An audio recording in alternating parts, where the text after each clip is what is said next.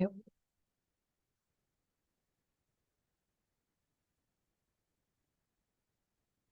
We ready? Yeah. Okay.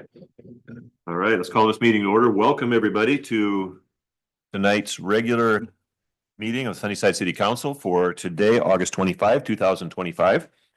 For the record, all members of council are present, as are all members of staff, except for Police Chief Lehman. I'm assuming that he is not going to be here tonight, and so he is excused. All right. First item on our agenda is agenda approval. Council, there's a couple of things that need to be added to our agenda as per discussion on Friday evening.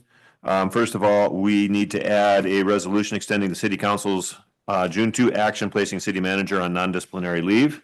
That needs to be extended for until September 9. And then we need a resolution authorizing the mayor to amend an agreement with interim city manager Bridges, extending the term of his agreement. And then we need to add in an executive session. Is there any objection to any of these additions to the agenda? No. All right, hearing none, then they will be added to the agenda. All right, is there a motion for the agenda as presented with the amendments? I'll second. All right, we got a motion by Councilor Hart, second by Deputy Mayor to approve the agenda with the amendments. And we'll go down the list and Deputy Mayor, Yes. Councilor Fausto, Yes. Sir Ripley, Yes. Councilor Hart, Yes. Councilor Vasquez, Yes. and Councilor Hancock. Yes. I too vote yes. Motion passes. The agenda is approved. Next item is the invocation, and we do have somebody here for the invocation. I'm going to ask that you please rise for the invocation and then remain standing for the Pledge of Allegiance. Please bow your heads and pray for God's blessing. Lord, we ask you to bless all of our civil servants, all those who work to make our city and community a better place to live and a safer place. I ask, Lord, that you give them the wisdom of charity, of counsel, and of peace between themselves as they come to this council and try to make decisions for all of us. Bless them with courage to stand up for what is right for the least of our people. And we ask all of this in the name of Jesus. Amen. Amen. I pledge allegiance to the flag of the United States of America and to the republic for which it stands, one nation, under God, indivisible, with liberty and justice for all.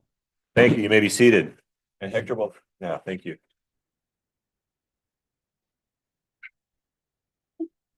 Wanted to catch you before you got comfortable.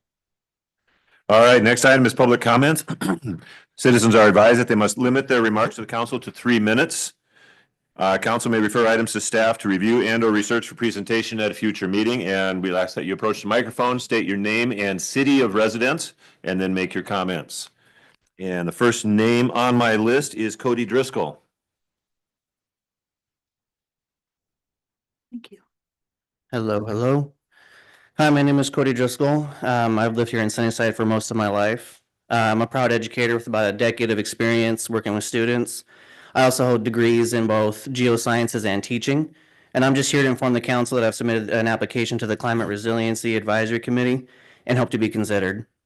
I also want to flag that I submitted my application last week, but there was apparently an issue and it was not received. So here I'm going on record to ensure that it went through. Thank you. Right, thank you. And yes, it was received.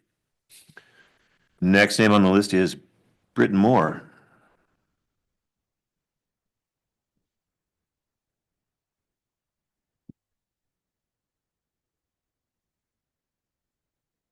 Good evening, Britton Moore, Sunnyside. I want to make sure council gets a copy of this. Here you go, Hector. Thanks. While you're getting that, I want to thank the Sunnyside Police Department. They did a wonderful job of helping out Bob's Drive-In on Friday with our first annual Friday night cruise down the Ave. And it was very well received. People from Tri-Cities, Yakima, and surrounding towns came, and we got to cruise the Ave with the help of the police department escorting us. So I want to thank him very much. Rob did a great job and his staff. You did receive an email, as did myself. All kinds of things attached. I don't know if you've had a chance to look at your email today. It was addressed to the Housing Authority and to the Sunnyside City Council. In this handout, it's described in yellow there what you were sent. We're looking at forgery. We're looking at more lawsuits coming to Sunnyside. Some pretty serious issues, wrongful termination. I've been here before, standing here asking you for your help with this situation. Our mayor has not wanted to recuse himself from being a part of the decisions that happen with the housing authority, like appointments and with the rules committee deciding who gets to be on the board. I know that we have a new appointment, Sierra Foster. I'm sure she'll do a great job. She's very professional. But we still have these other folks on the housing authority board who are well past their term.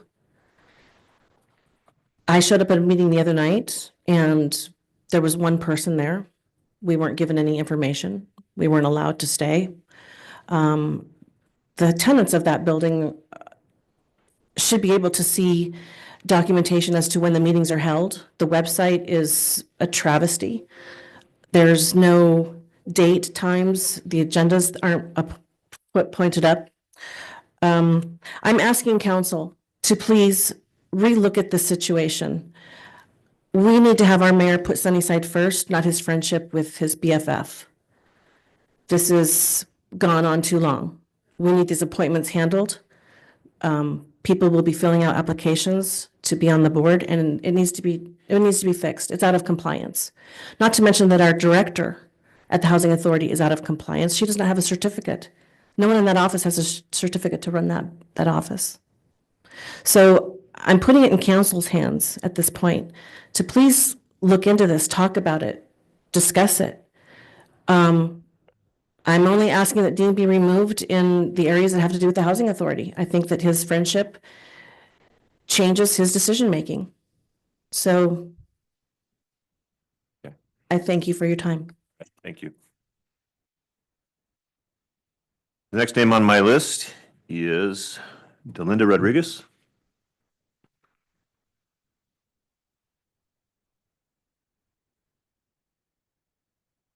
My name is Delinda Rodriguez. I'm from Grandview.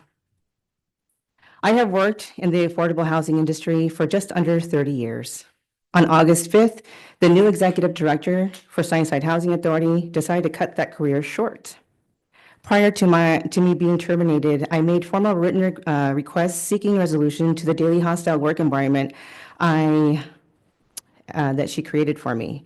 I CC'd my written request to the board of directors as instructed in the Sunnyside Housing Authority Employee Handbook. The termination letter from her stated she was exercising her right of at will as my employer. I was in disbelief. 30 years I have done this job, 30 years, 30 years. And just like that, it was over. I asked Elizabeth why. She looked me right in the face and said, because I can. That was her reason to end my career of 30 years. She did not follow the correct procedure. I'm sorry. Had she complied with my request to sit and work on whatever issue she was having with me, I wouldn't be standing here before you today. The board of directors also did not follow a procedure. Not a single member responded to the first or second email I sent them. I have supportive documentation, including emails, text messages, pictures, and copies of the employee handbook to support my claim. Per the chain of command, I am formally requesting a meeting with you, council, to discuss further this matter in detail. There are several items of concern. However, there's no way I can get through it in 3 minutes. It's impossible. I ask that when you review this claim, please do so fairly and without bias. I am very well aware of the friendships between Elizabeth and Councilwoman Hart. I appreciate it, but I just don't want that to be an issue. And once you guys discuss this claim, and also with her bond between herself and Mayor Dean, we were reminded on a regular basis, sir, of the bond that you and Elizabeth had and why she's able to do the things that she does without consequence. I don't know you, but I heard a lot about you in the office while she was working there at Sunnyside Housing Authority. She walks around very confidently, knowing that she has a friendship with you. My time's up? Okay. And I will. 30 seconds. 30 seconds. Okay, well, it's very important to me that someone hears me. I did everything in my power to save my job. I was there for a very long time. Before that, I worked for another company, property management company. I'm good at what I do. The community knows who I am. I help people. That's what I do. And now I can't. And it's devastating. So, Thank you. And if it's okay with council, I will respond to that. I mean, would council prefer I respond to that now or during the council reports? Council I think reports. council report. Council report. I will respond to that later in the agenda. There are some allegations that are untrue and there's some knowledge that isn't quite what people think it is. And so I want to clarify some of that, but we'll do that later in the meeting. All right, the next name on my list is Sandra Sassadi.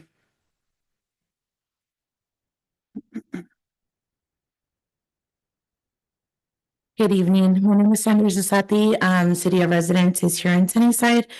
And I just wanted to put it on record too that I applied to one of the vacancies, which is the Climate Resilience Advisory Team. I think it's really easy for us to say a lot of stuff, things that we don't agree with, but until we actually get involved and also be a part of change is important. So just wanted to let you know that I did submit my information to be on the committee, and hoping that you will take that into consideration.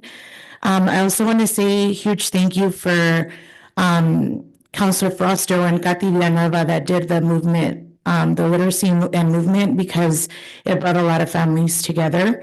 We really appreciate your hard work. Also, the city of Sunnyside that was posting that and making sure that our families knew about the event. I thought it was really awesome too to see the PD there, and they were promoting the Explore program. So my daughter was really excited about that. So shout out to the PD as well for that. And again, thank you for this awesome event. All right. And that's the last of the names on the comment sign-up sheet. I want to thank everybody for your comments. Again, council doesn't know a lot of what's on your mind and what your concerns are until you tell us. And you can either speak to us individually or you can come up and speak at council meetings. So thank you for that. Next item on our agenda is the consent agenda.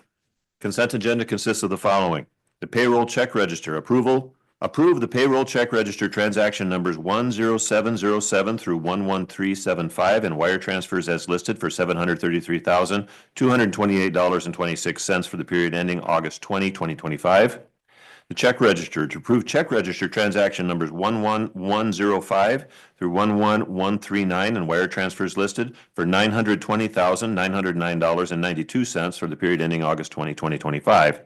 And then the July 25 income statement was attached also for informational purposes only. Council, is there any item from the consent agenda that you'd like to remove for discussion? Ms. Ripley? Let's see. Check number 9642 Okay. and let's see. 112365. Okay. Any others? Yeah. Okay. Mr. Deputy Mayor? Transaction 11138. Okay. Just that one? Yeah. Okay. Any others? All right. Councilor Ripley, you have the floor. Yeah, the 9642 was Morlet Enterprises, and I had gotten the invoices from there. This is for July, and it was $7,175. And I understand the invoices, but usually he works what, 4 hours 2 times a week, and at times he worked 11 hours and can you explain all that? How he got so many hours in Yeah, 1 month? like, the council had expressed concerns with the pace of the reconciliations that he was working on. And so we not only asked him to spend some additional hours on the bank reconciliations, but we also talked with our staff at Springbrook, which is our software company, and also asked them if they had additional staff hours that they could put towards that project in order to try to speed up the resolution of the bank reconciliations.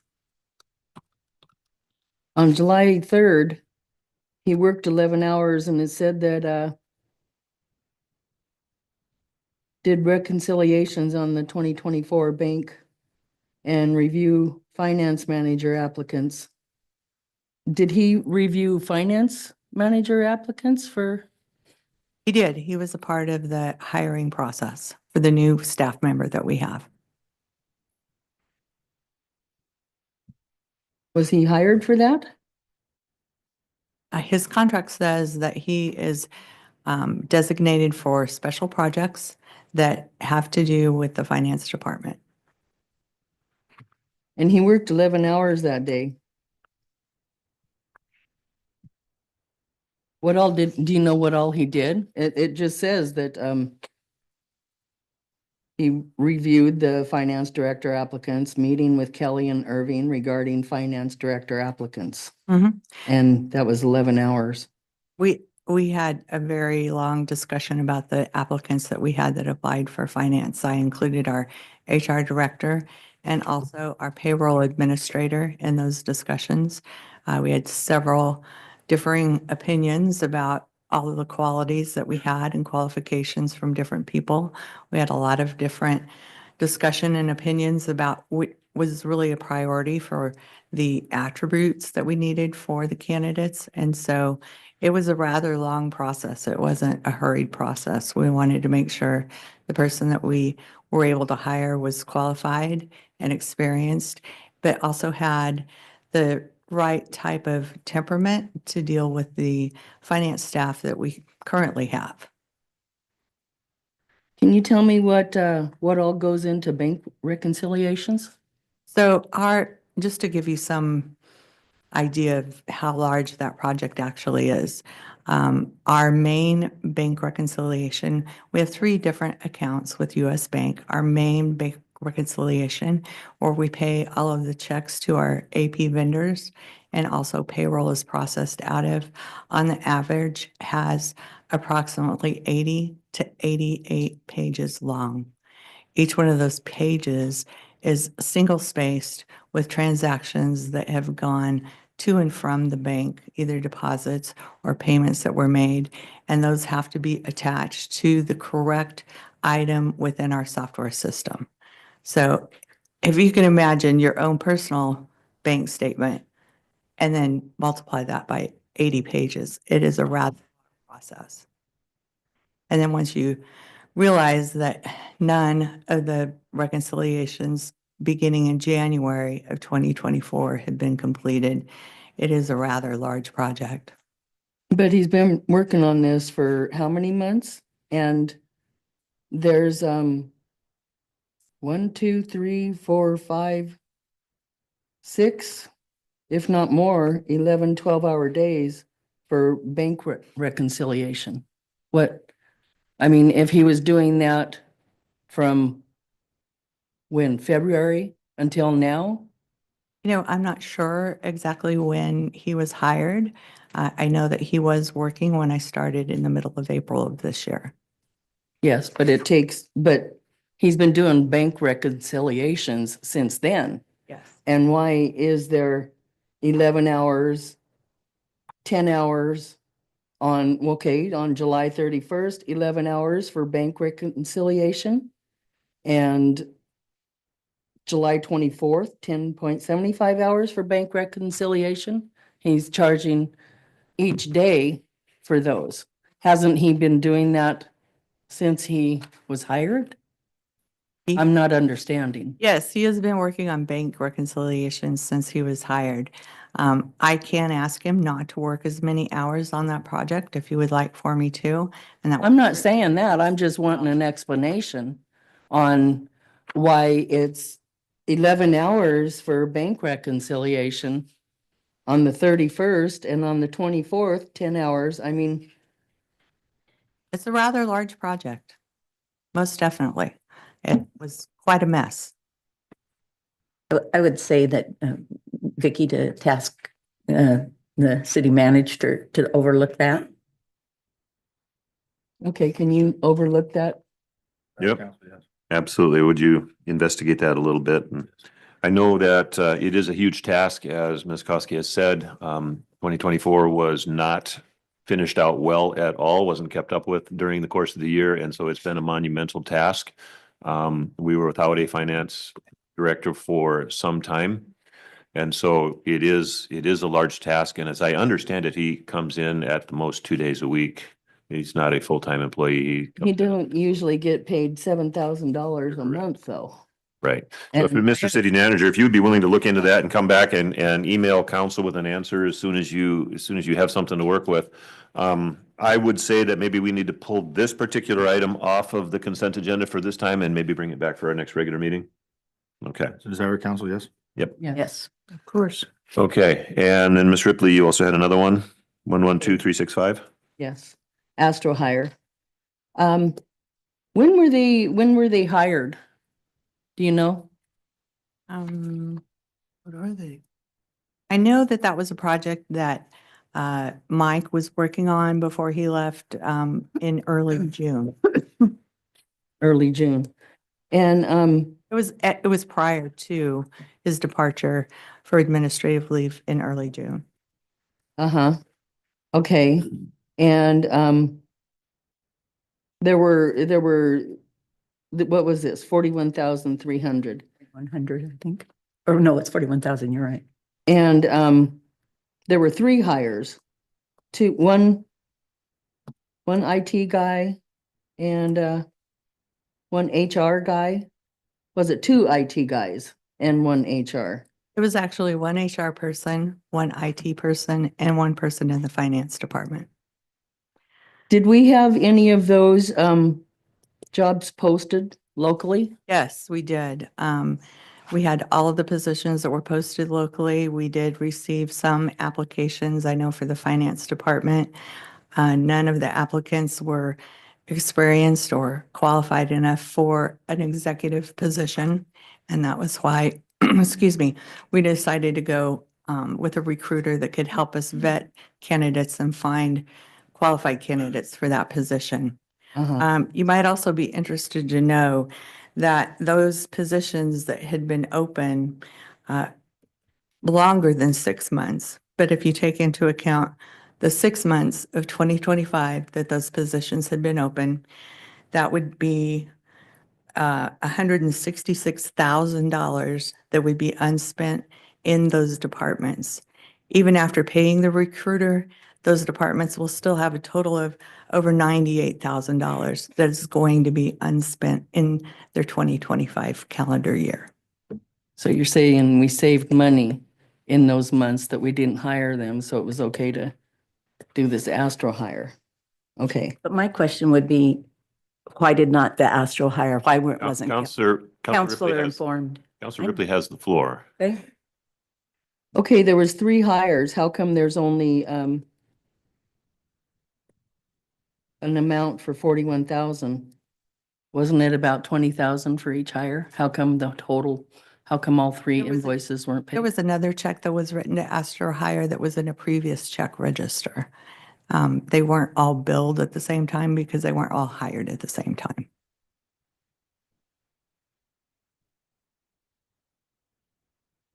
Okay, that's it. Deputy Mayor. Yeah. I wanted to add another one, 11504, but I'll start with 11138. It's the Yakima County Fire District 5 dispatch fees. Just kind of need clarification, because it lists 2024 and 2025 with also May and June. So I was wondering what section those fees cover. Yep, absolutely. So it's a 12-month year, but the fees go from June 1st of the year prior. So in this case, it's June 1st of 2024 to May 31st of 2025. Okay, so we'll see that on an annual basis. Correct. Yeah, and we've been with them since What's the Since their average? inception. I guess, so if I remember correctly, it's like $50 a call. correct. So it is currently, and we have the lowest rate per se. And it's $53.56 per call. And then the other one is 11504. Striker sales. Just was having some questions. Is it for repair? Is this for service and repairs? It seems like a lot of money. I mean, it does list a lot of the units there. Is that for just random services on equipment? So that is, and it got, all looks like it merged into one check, but there's actually multiple invoices associated with that. So that is the purchase of a whole new gurney.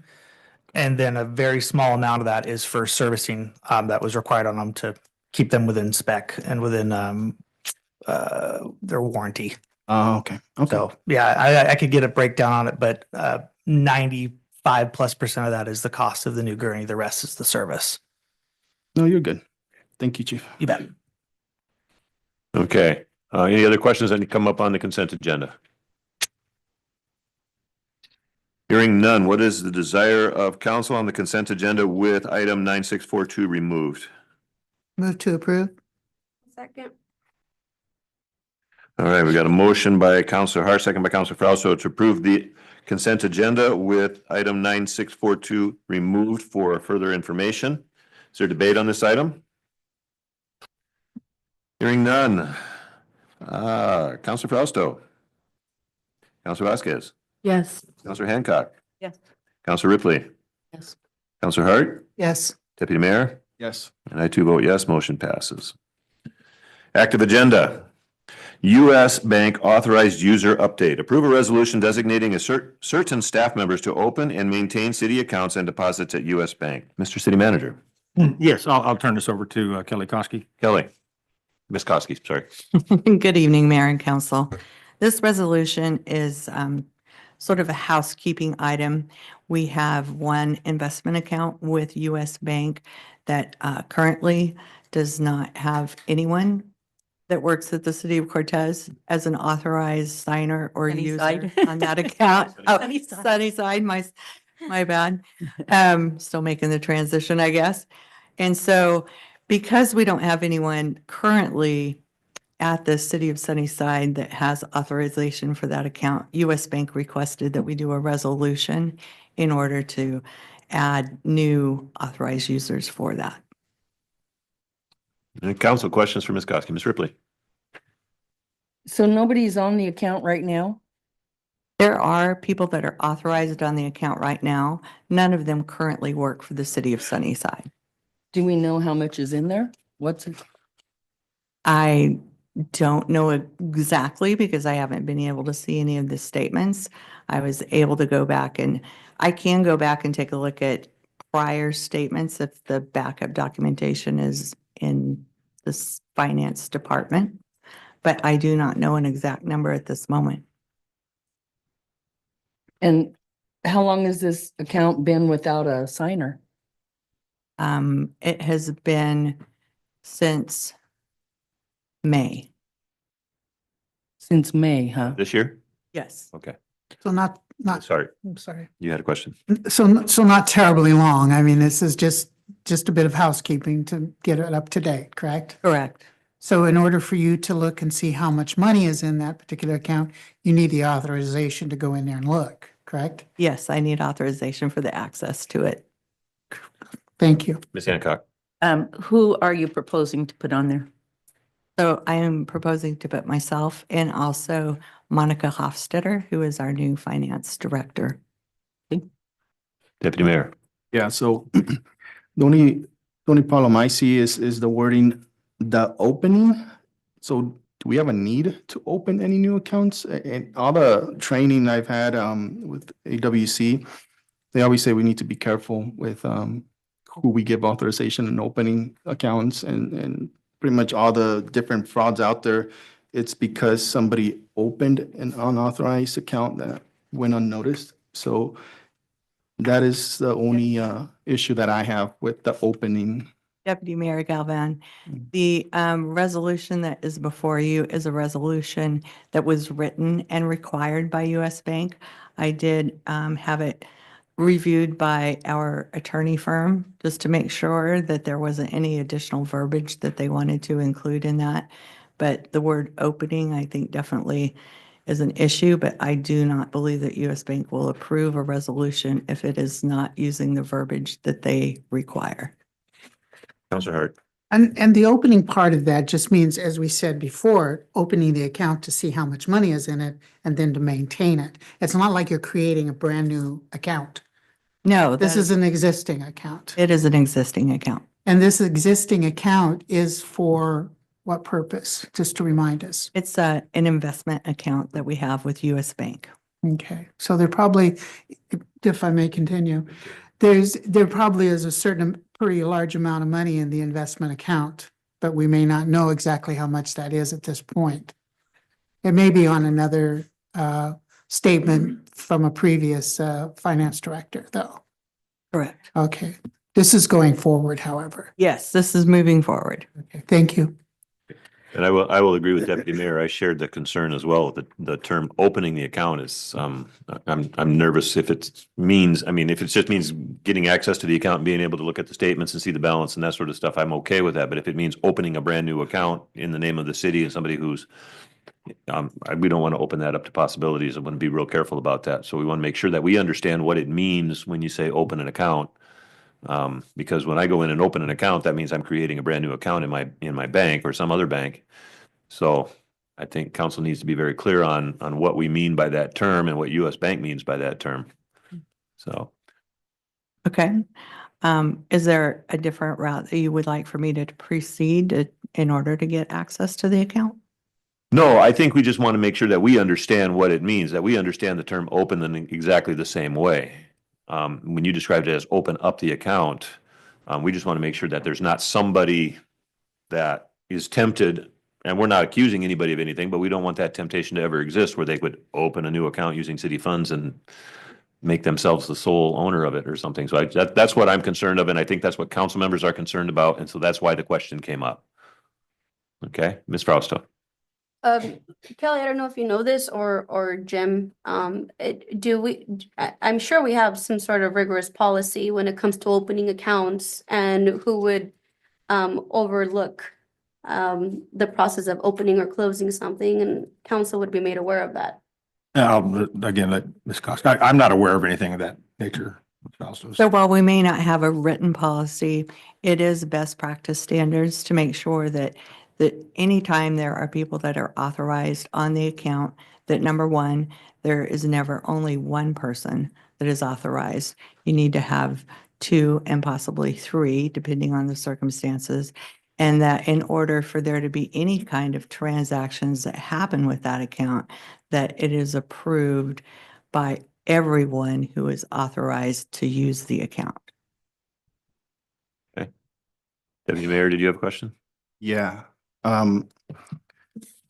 I've never seen, I guess, an outside organization telling what the city what to do and how to run and how to write a resolution. I'd like to see this resolution edited without that wording. The opening, I'm okay with maintenance of any city accounts or deposits maintained at US Bank, but not the wording, the opening. Could we change the word to access? Would that? To access the account? I think that would probably go over better with US Bank instead of just removing it. If we could just say access, I think we might talk them into it if we do that. Yeah, I'm okay with that, Okay, access. Councilor Hancock. And what I'm hearing is we do not have a policy, so I think this is a written policy. So I think the finance committee should take this on and deal with it and get a written policy. Yeah, and I would tend to agree with that. If we don't have a policy in place, let's put one in place. I understood that we did. I think it has come up in discussion in the past. But if it doesn't exist, we need to make sure one does. I know that we do have a finance policy. We most definitely do. Whether it specifically deals with US Bank and investment accounts is the piece that I'm not Okay. completely certain about. I can certainly double check and get back with you, Mayor, with that information. Certainly, I think all of us would like I to. think Yeah, to all of council, please. Deputy Mayor. You are right. We do have a budget policy, but there's nothing in there that says anything about opening or who's maintaining accounts, but I am in the process of drafting up budget policies, and we had an email exchange back and forth with Kelly, it's something that I would want to see brought forward, in a study session, not so much in a finance subcommittee, because I think when it comes to budget, it's really important that all of council is informed at the same time. So in its budget policies that won't necessarily take effect this year, but it's something for the following year. So that way they're not scrambling, now they're changing the budget policies, in the middle of a budget season. So it's a good conversation starter and a good, somewhere we could start. So, Look forward to seeing it. yep. Ms. Ripley. Yeah, are we gonna get a report of what's in it? Isn't that what we? Of What's in the bank account? Uh-huh. I believe so. Yes, that information, all of that information is included in the income statement. And I can certainly let everyone know. Once I do have access, I can certainly let everyone know what the balance is. I'll be able to then pull the very last statement for the prior month and be happy to send that out to council if you'd like. So the statements that you get for that account, it doesn't give you any balance? I have not been able to review any of the bank statements for this particular account. We did at one time get reports. I do remember hearing reports about what was in our US bank account. So it's not something that's a mystery or that's always been a mystery. It's just that we have not seen these reports now for some time. So we don't necessarily remember what's in there either. I don't remember the last time we got a report. But I do remember people talking about, or finance directors, different people talking about, okay, this is what's in our US bank account. So it has not been locked up for a very long time. It's just time for us to start seeing this again so that we're all aware. Ms. Do we Ripley. have more than one US bank account? I am unsure. We do. We actually have a municipal court account that is with US Bank and then our primary account, which is also with US Bank. And then this other one, Correct. so that's three. Correct. Okay, and I saw another hand up. Ms. Hart. I did. So is it possible in order to get this moving along, so we have the ability to get the names on this resolution? Is it all right for us to change the word from opening to access with respect to the access and maintenance of any accounts and deposits at US Bank? Can we make that change verbally here and then approve this resolution tonight? Yes, we could do that. My only concern about changing that is that whenever a bank is requiring a resolution, they tend to be very strict on the verbiage, and it may take a little additional time for them to approve the resolution. But I think changing that word to access is a very good idea. So we could bring this back at our next regular council meeting. I mean, that turnaround could happen. So typically, even once the bank has a resolution, it's not an overnight process. No, I mean, changing the wording Bring it back to our next to meeting. bring it for back to approval our of the next change. regular meeting. We certainly could also do that. That's what I'm thinking in terms of being able to move this along so we know what we have in there. If we could bring it back to our next regular meeting, is what I'm suggesting. Yes, it's the will of the Is council. that your motion? Do I need, if I can, do I Very need, good, yeah. I'll make that motion. A second. All right. So we have a motion by Councilor Hart, second by Deputy Mayor to bring this back at the next regular council meeting with a change in the verbiage, changing the word open and maintain to access and maintain city accounts and deposits at US Bank. Is there debate on this item? No debate, but just there's a few instances where it says opening, so just Yeah. make sure. That'll have to be consistently throughout the document. You are correct. Okay? All right, let me make a note here a second.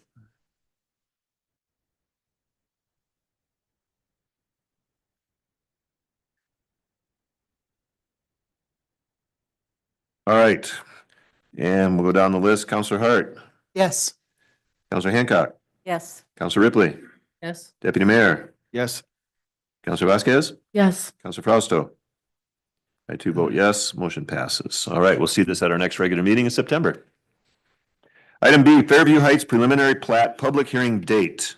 Approve a resolution setting a date of September 22, 2025 as the closed hearing date to consider the Planning Commission's recommendations on the preliminary plat of Fairview Heights. Mr. City Manager. I'll turn this over to Corey Taylor. Corey. And I'll refer it to Joseph Calhoun. Mr. Calhoun. Good evening, Mayor and Council. Joseph Calhoun, HLA. As stated, this is a resolution for your consideration to set September 22nd as the date for your final consideration of the plat of Fairview Heights at a closed record public hearing. The Planning Commission reviewed this earlier in August and issued their recommendation for approval subject to conditions.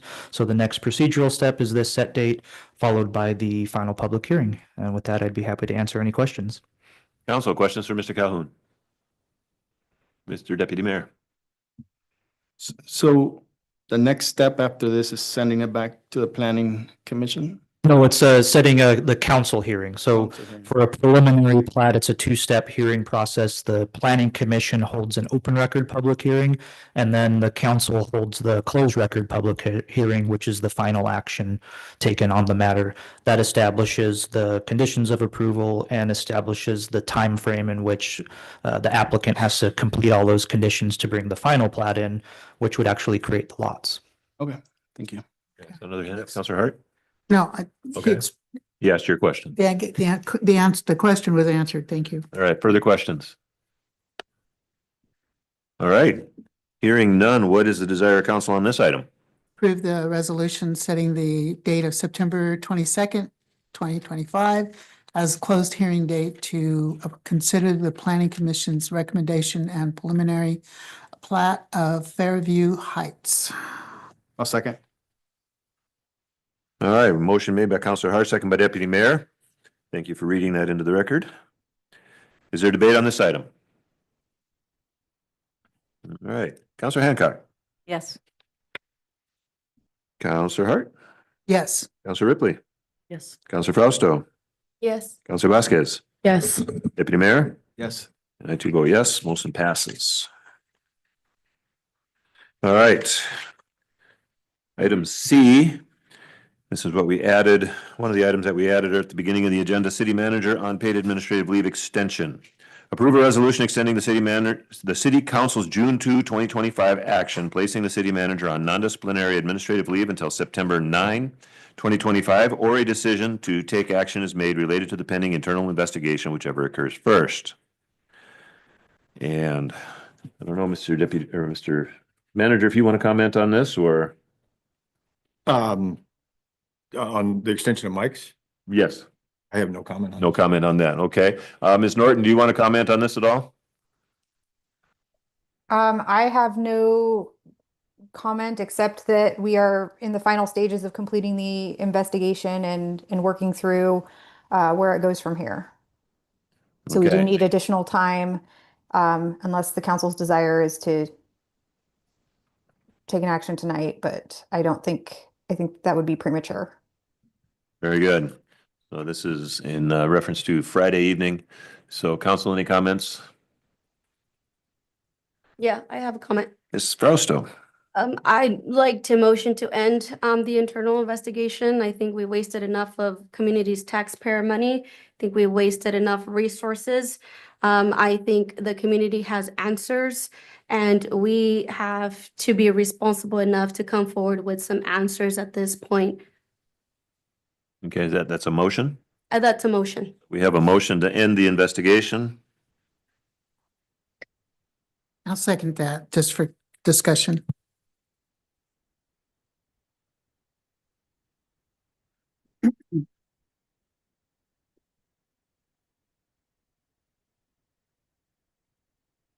Okay, so we have a motion to end the investigation tonight by Counselor Fausto, second by Counselor Hart.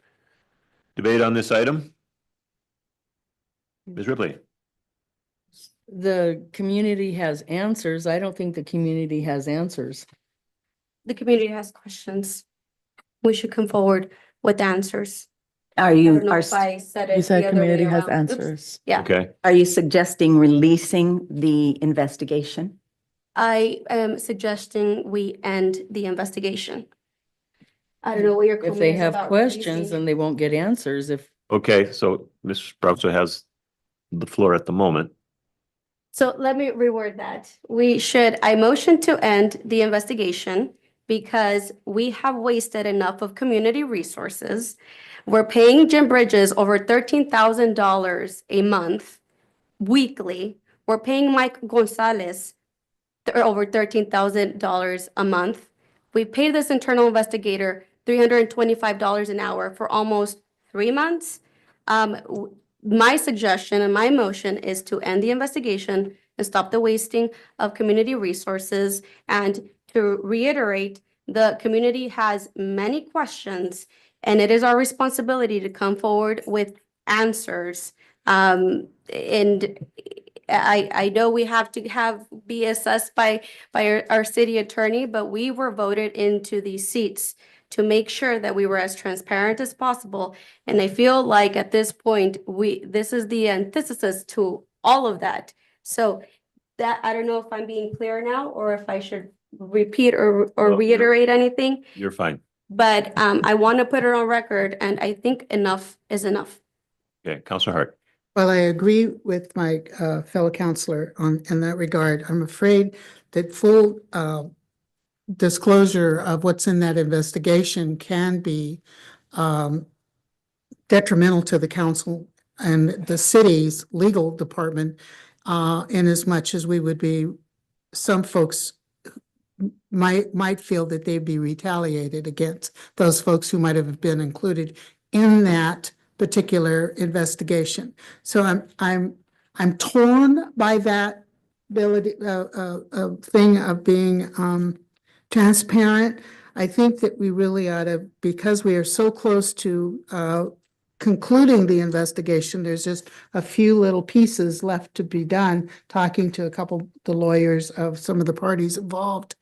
I think that I'd rather not release that information even after it's accepted by the council. Let's give our attorney an opportunity to speak. Yeah, if I could just, first and foremost, to my understanding, the investigator has largely concluded the work. There's no more interviews to be had. It's just a matter of what we do with the information. So if you're worried about continued fees from the investigator side, to my understanding, those should be about done. I think you're taking a limited action now so that the leave is extended for a limited duration to allow you to process that information and figure out where we go forward with this. We control the investigation because we hired the investigator. So it's kind of out of sorts for council to say, just stop the investigation, because we have all kinds of procedural routes we'd have to do if we were in the middle of the investigation. But I think we're far enough along where I understand the concern, and I think we've got where we need to go. So I don't think the motion is necessarily warranted. But I think by extending this leave, you will be able to appropriately, there's various processes and procedures we have to do, since you have put this employee on leave and had it investigated. And so to just throw our hands up and say, yeah, I'm done with this, isn't necessarily the way to go about it. But if we're going to talk strategically and about the substance of the findings, then I'd prefer to do that in an executive session, because it does involve personnel matters and the performance of an employee. So I don't think this should be discussed out publicly if it's going to get to the substance of the investigation, because it is a protected attorney-client investigation. So that is my thought on this. It's a short leave that allows you time to do what's in the best interest of the city. All right, thank you. Ms. Vasquez. Yeah, so I'd have to agree with our city attorney, and I'd make a motion to drop this motion. Well, we have the motion in a second, so it's going to go to a vote, but But Counselor Hart, not yet. Okay, you've spoke already. I'm giving other people an opportunity to speak on this item as well. All right, Counselor Hart. I'd like to remove my second on this particular motion. So the question would die. All right, so without a second, the motion dies. I think Counselor Frau still has to withdraw her motion. Julie, can you help assist? That would be more appropriate to withdraw the motion. It's a little unconventional to withdraw the second because you've already had the discussion. So if she wants to withdraw the motion, otherwise I would suggest just voting the motion and hopefully failing it.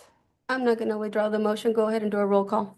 Okay, we'll do that. I do want to comment that I understand the sentiment involved. I made it very clear during executive session that I'm about done with this process, and that was a month ago.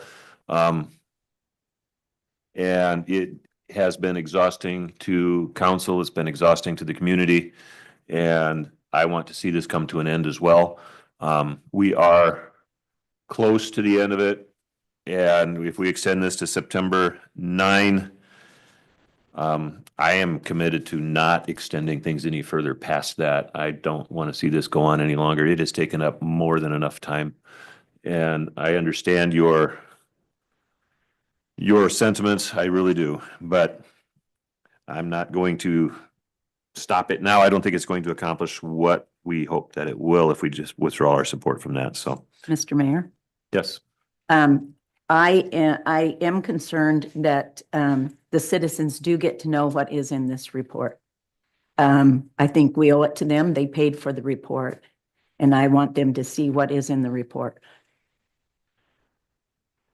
When we will probably discuss that more in executive session, so we will see where we end up going with that. All right, so we do have the motion, and Councilor Frausto has indicated that she wants the roll call vote, and so the motion is to end the investigation because it is a waste of resources. And so we're going to go down the list and ask council members to vote on that. We're going to start with Councilor Ripley. Nope. Councilor Vasquez. No. Councilor Frausto. Councilor Frausto. Yes. Councilor Hart. Yes. In spirit. Councilor Hancock. No. Deputy Mayor. No. I too vote no. The motion does not pass. All right, so what's before us is city manager unpaid administrative leave extension. We have expressed our frustration and how exhausted we are with this entire process. We know where we are, but we also know that we do want to get this to an end, and this might be the route to take. Councilor Hart. Yes, I'd like to approve the resolution extending the city council's June 2nd, 2025 action, placing the city manager on non-disciplinary administrative leave until September 9, 2025, or if a decision to take action is made related to the pending internal investigation, whichever occurs first. A second. All right, motion by Councilor Hart, second by Deputy Mayor. Again, thank you for reading that into the record. Is there debate on this item? Hearing none. In favor, Councilor Ripley, or opposed? Yes. Councilor Frausto? Councilor Hancock? Yes. Councilor Vasquez? Yes. Councilor Hart? Yes. Deputy Mayor? Yes. And I too vote yes for the last time. Motion passes. Item D, interim city manager agreement amendment. Approve a resolution authorizing the mayor to amend agreement A-205-70 with interim city manager Jim Bridges, extending the term of the agreement until September 30, 2025, or final action relating to the pending investigation, whichever occurs first. Is there debate on this item? Oh, that's what we're talking about. Sorry, getting ahead of myself. If we are going to extend the leave of Mr. Gonzalez, we have to have a sitting city manager. Mr. Bridges has been filling that role all summer long. It makes sense in my mind to continue in that position. But council, you're free to ask questions, comment, discuss at this point. Move to approve. Second. Okay. Vicky, go ahead. And who was the second, Ms. Hancock? Vicky. Where's Ripley? Okay. Which, Ripley. Yeah. Okay, so we have a motion by Deputy Mayor, second by Councilor Ripley to approve the resolution authorizing the mayor to amend agreement A 2025-70 with interim city manager Jim Bridges, extending the term of agreement till September 30, 2025, or final action related to the pending investigation, whichever occurs first. Is there debate? Hearing none. Counselor Hart, go ahead. I was just gonna say, I appreciate Mr. Bridges and the job he's doing and I think he's done a good job. And he's sure gotten us out of a rough spot, so. All right. All right. Are we doing the roll call? We're going to do the roll call right now, and I'm going to start with you, Counselor Hart. No. Counselor Vasquez, Yes. Counselor Fausto, Counselor Ripley, Yes. Counselor Hancock, Yes. Deputy Mayor, Yes. and I too vote yes. All right. Items from council members, mayor's appointments for boards and commissions. The Rules Committee met to discuss vacancies on the Climate Resiliency Board specifically. We were put under some pressure at our last regular council meeting to fill the one vacant seat. We had one application at that time, and we were going to bring that individual forward for approval by council. However, we have had 3 applicants since that time come across our desks, and they were forwarded to us. 2 of them presented themselves this evening, and we had one other, and that name absolutely escapes me, and I apologize for that. Jackie, do you have that on the email? I have Sandra Cesati, And Corey Driscoll? Juan Alvarez, Juan Alvarez, that's the name. and So- Cody Driscoll. Yes. So, we were at that time prepared to present the individual, which was Kenton Gatrell, as our recommendation, with some reservations. But, we had these individuals come before us after our meeting on Friday, and so I'm looking for direction from council on this. What would council like to see done on this? Like I said, we've got 3 new applicants. We did have one who had applied some months ago, and we've been hesitating to act on that one, but we took some action on Friday. So I'm looking for direction from council on this one. Counselor Hart. I really believe since we've actually got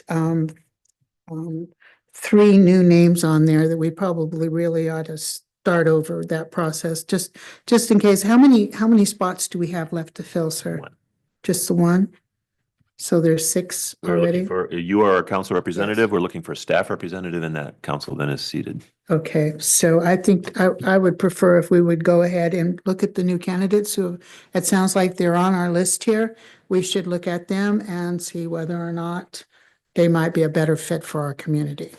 I'm just saying Deputy Mayor. that we should look. We've had these openings for more than a year. We have an applicant we discussed, and I believe we should move forward. Okay. I agree. Vasquez? So my question was, how long has this vacancy been opened up for? For a year. And, okay, for a whole year. And you guys came to a conclusion on a recommendation. And now there's been, how many? 3? 3 new. 3 new people who are interested? Okay. Ms. Ripley? I agree with Deputy Mayor. It's been out there long enough. We had an applicant. We were ready to move forward. And I don't think it's fair to him to keep him hanging. Okay. Ms. Hancock? And I agree, and I take a little umbrage at the word with some reservations because I don't know what reservations we have. You will hear them. You're gonna hear reservations about everybody, so that's council's decision he put in. And he is willing to serve, put his name in, and I'm not into this turning people away that are volunteering. Thank you for that. Counselor Vasquez. So there's only 1 vacancy left in this specific, okay. Okay, Counselor Hart. I am curious as to where the candidate lives. The individual the one who had applied some months ago? Yes. He lives in Yakima County. He doesn't live within the city of So he Sunnyside. doesn't live within the city of Sunnyside, which is supposed to be the representation of this particular board. That's correct. However, that being said, we have 1 member appointed to the board already who does not lives in the city of Yakima, as I understand it. We have 1 other who lives in the county. Well, I think 2 of them live in the county. So, Well, then it seems, let's, May I? okay. Ms. Fausto. The individual that you're talking about has an organization in the city as well as our other parks. I believe there's someone from Parks and Recs who also does not live within the city, but has a business here in the city. I would be open to sharing my reservations about this individual, Kenton Gartrell. We can do that in a minute if you'd be good enough to wait on that. I will. And if there's I will give you an opportunity to speak to that in just a second. I would like to know, and that's, I'm still looking for guidance from council on whether we're going to continue meeting over I would like applicants or. I would like for us to follow due process and vet the applicants that took their time and are interested in participating in this committee or committees and representing our city. Council or Deputy Mayor, how you bring up pretty on a regular cadence that we aren't getting much interest or people aren't following through. And so now we have 3, maybe 4 applicants that submitted their application and you're trying to do away with that. So why the counter now? And there's no deadline either with submitting applications. I believe the language on our website is open until filled. Councilor Vasquez. Mr. Deputy Mayor, you want to respond to that? Yeah, I'll respond. It feels like these applicants, just because you don't like a person personally or whatever they've said, are moving forward to submit an application. I don't think that's fair to the process. We had this application or this position open for a year. We've been telling people to step up and apply for this position, but wanting to apply for a position just because you don't like the alternative, it's not right. Okay, Ms. Ripley? Yes, how long has Kenton had his application in? Some months. I'm not sure exactly. Some how long, months. but it has So been why- some time. Okay, the audience is not participating in this conversation, please. So why wasn't this brought forward before? Why has it taken this many months? And We now all of a have been- sudden, when we mention it Friday, we've got 3 other applicants, but he wasn't looked at in how many months? You're correct. We were waiting for someone from Sunnyside. No, we Oh. were waiting for. We really didn't, at the committee level, we didn't really talk about the Climate Resiliency Board. We tried to fill some other boards. We had some other issues that we had to deal with. And so it was pushed back. But we were informed that there's some urgency at our last meeting by HLA that we needed to get things moving. And so we responded to that by having a meeting Friday. And we reviewed the applicants that we had, which was 1. And we agreed to bring that forward tonight. But then over the weekend, we got 3 more applications. That's where I'm looking for guidance. Ms. Hancock. Well, I think we either start over from scratch and decide they're going to be from the city of Sunnyside, or we're going to put the applicant in that put his name in and has been waiting for months to do this. And I would like to bring it to a vote, up or down. Okay, Ms. Hart? The Climate Resiliency Board is supposed to represent the city of Sunnyside in large part. And so the fact that we have, 3 folks on the board already who are actually not Sunnyside per se, city limit residents, makes me want to have the Rules Committee go in, recheck all of the applicants, and then hopefully pick one that lives inside Sunnyside, depending on the vetting, of course, whatever is seen Ms. Hart. from the Rules Committee at that point. I really think that we owe it to the city of Sunnyside to pick somebody who actually lives inside city limits. At least Okay. one of them. Ms. Vasquez. I'd like to move forward with the Rules Committee's recommendation and take that up to a vote. Okay, before we take that to vote, I'm going to ask Ms. Frausto to, because she has some reservations, and she has asked to be able to express those reservations, and I'd like to give her the opportunity to do that. For the record, the individual has applied, and he's fairly well-known in the county. So without naming names, Ms. Frausto, if you want to express your concerns. naming names. Okay, so, I had, not only vocalized my reservations, but I had also, emailed my reservations. So if anybody's quick to want to do a public request on it, go right ahead. Counselor Vasquez, since you're asking, I have a few reservations and I'll go ahead and list them, and all of these have sources. I linked to wasn't, them. so I was I'll go- asking, Please, she's got the floor. I wasn't asking Who for was asking for the reservation? Dean, Mayor Dean. Okay, so since someone has a reservation, and even if they didn't have a reservation, I have a right to vocalize them. So they have been accused of personally attacking a firefighter from IAFF Local 469 with legal recourse reportedly being pursued. There was one attachment there. There's been threats toward a city council member's family member. And I also attached that comment and have heard from that individual myself. There has been a sexual harassment and suspension by U.S. Soccer Federation because this person violated a policy after making sexually explicit and inappropriate comments towards a 19-year-old referee while intoxicated at a youth tournament in Boise, Idaho. He was suspended and his appeal was denied.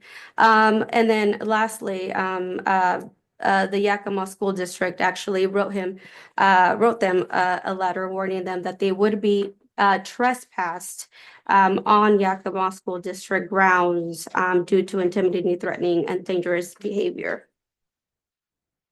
Okay, and she did ask to be able to express those reservations at the council meeting, and so I did give her the opportunity to do that. Counselor Hancock. Yes. So the family that she's talking about, the council member that he supposedly threatened was my family. He did not threaten my family. My son gets a little overzealous on Facebook and he gets a little hysterical, and that's what happened with him. I think this is not how we treat our volunteers. We don't have council members saying things about our volunteers like this. I think this is just over the top. I think it's a terrible way to run our council meetings with these people that have put their names forward, and I want to call for the vote. Okay, well, we don't actually have a motion yet, but what is the desire of council on this one? Do you want us to continue to vet applicants, or do you want us to appoint the individual that we talked about on Friday? Make a motion that we continue to vet the applications that we've received as of Friday or from the weekend, including the candidate in question. That's my motion. Okay, so we have a motion by Counselor Hart to continue to vet the applicants who have applied over the weekend. And I second.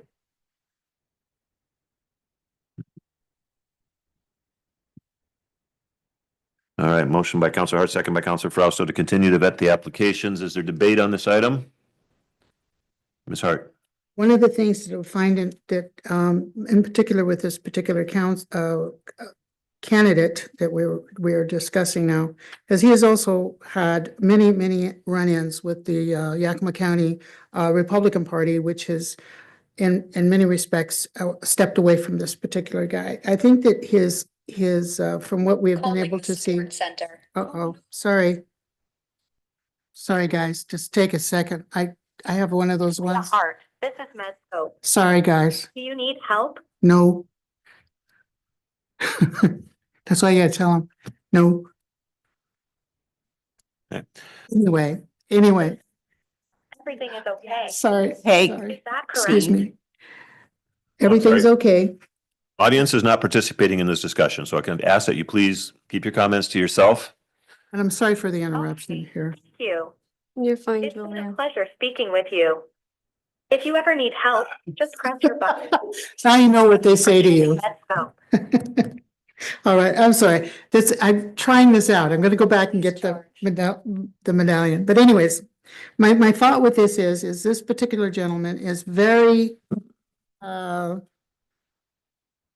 controversial on so many different levels that I don't think that he has the best interest of our community in mind. This has been Right. proven a number of different times at various places. So I really do think that I hate to to do that, but I really do want to see somebody who lives in Sunnyside be on this Climate Resiliency Board. And I'm that way on all of our commissions and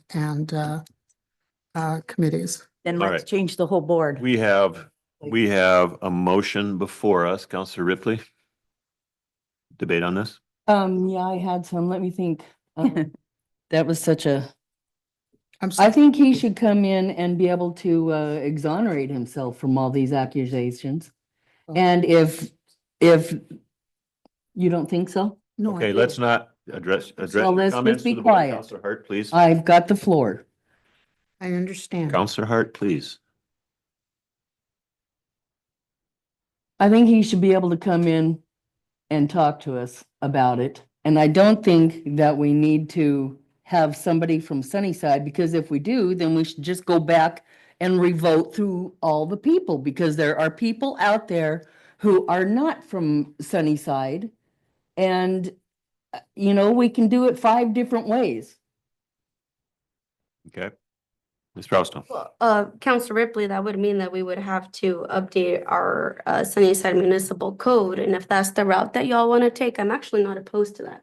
I'm not either. Okay. We have a motion.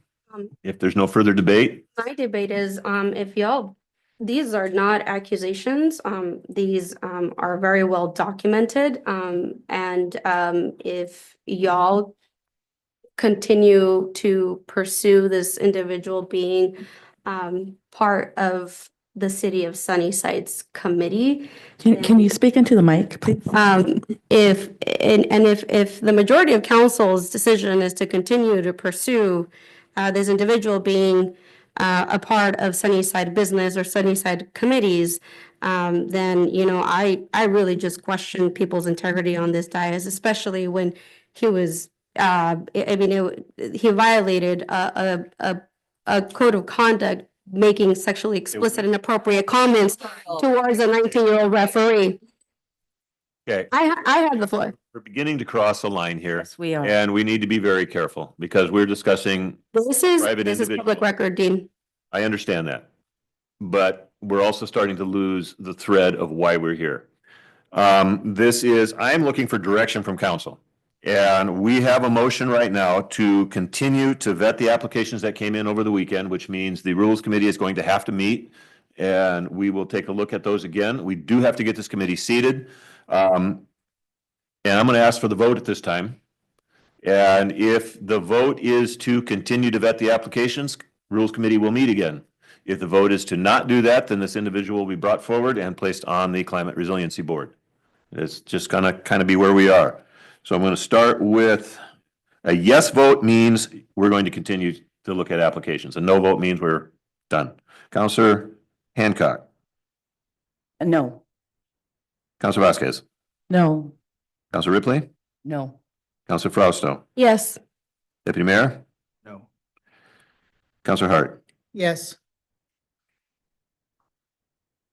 I am torn. I'm going to vote yes, but the motion fails.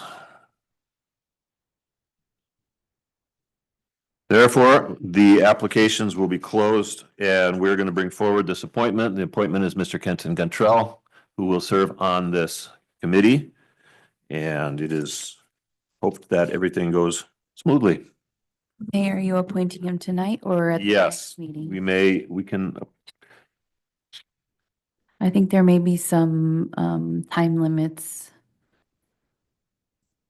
The planning, the climate plan needs to be approved soon, right? The plan? Okay, please, in the audience, stop. Great. We are under some pressure to get this commission seated. And so I think let's appoint him tonight and move forward. So I think if you can call him. And for the record, I don't know this individual. I've only spoken to him once. So I can't say good, bad, or anything else about him. I don't know enough about him other than what was on the application. So what Councilor Frausto brings forward, this was done by her own research. All right. Thank you, Council. I did not mean for the debate to get quite that spirited. And I apologize for that. Council request status report. that up. I can't read it. Up on the screen here momentarily. 'Cause I'm not sure I can read that even with my glasses on.